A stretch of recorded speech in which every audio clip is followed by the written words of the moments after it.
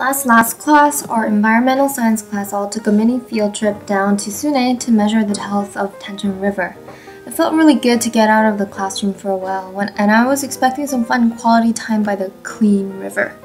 I was disappointed to see that the Tancheon at first glance was not so clean as I thought it was.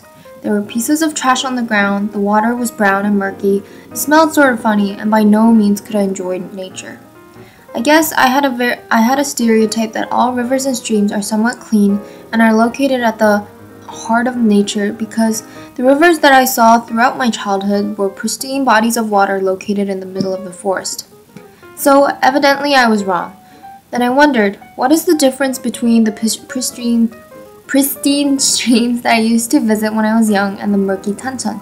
What is the criteria used to indicate whether a river is healthy or unhealthy?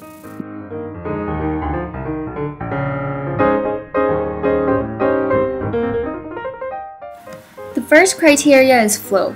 You can observe the flow of a river and see how high or low it is, if it has high peaks after storms, or if there is any evidence of excessive erosion along the banks. Erosion refers to the gradual wearing away of land by wind, water, or other natural agents. Second is water quality.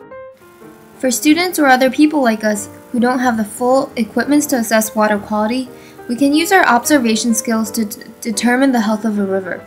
What's the color of the river? Is it transparent or is it slightly brown? Sounds quite familiar. Are there any other physical indicators like trash, dead fish, or algal blooms that reveal the health of a river? Scientists and professionals can test for a variety of chemicals also, such as nitrogen, phosphorus, and oxygen present in the river, as well as different kinds of pesticides, heavy metals, etc. Is there plenty of DO, or dissolved oxygen?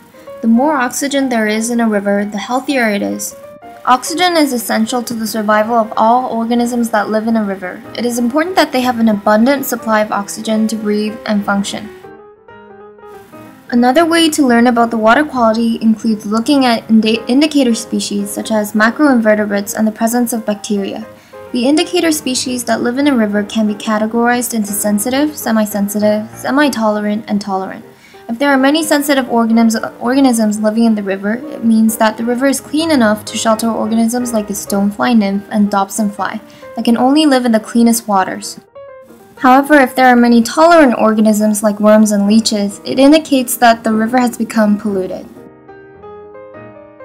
The third criteria is habitat. This refers to the general environment of the river. The composition of the bottom of the river, vegetation along the banks of the river, and the land surrounding the river all fall under this category. One of the most important things to look for is trees. Trees not only provide shade and keep the water cool, which is essential for high levels of DO, but also supply organic molecules, or in other words, nourishment to organisms when the leaves fall in the river during autumn. The last criteria is food energy. Here, you're looking for clues of the health of the river from the type of organisms that inhabit it. Check for a variety and abundance of macroinvertebrates. As I mentioned before, you will want to look for sensitive or at least semi-sensitive organisms, which indicate that the river is clean and healthy. You could also be checking for large animals like frogs or turtles, which are pretty good indicators that the river is healthy as well. So the question is, which categories does the Tancheon fall into? I would have to say that the Tancheon is semi-healthy.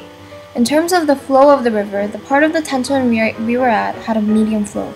It wasn't still or rapid. If you compare the flow of the river to the blood pressure of a person, I guess you could say that it had a pretty stable BP. It had a good circulation of water. The water quality at first glance was poorer than I'd expected it to be. When we got to the river, the first thing that came into my eyes was the brown, mucky color of the water. I guess the fact that it had rained the day before played a big role in that, but to tell the truth, Tancheon is usually quite murky. Plus, trash was found in the river and near the banks of it. However, we found one type of sensitive macroinvertebrate, the crayfish, which tells us that the Tancheon is somewhat healthy. We cannot base our decisions on this information, though, because we had difficulty capturing the macroinvertebrates with the given equipment and labor force we had. As for the habitat, there was vegetation near the bank of the river. Shrubs, grass, and trees. There were large trees that arched over the river, which is a good thing because it means that the river is well shaded and possibly well nourished. The shade provided by the trees could prevent excess plant growth in the water. Lastly, in terms of food energy, I thought the tenton wasn't so bad. Like I said before, we found one type of sensitive macroinvertebrate. Some people said there were frogs in the area too. These biological indicators also point to the fact that the tenton is somewhat healthy despite its urban location.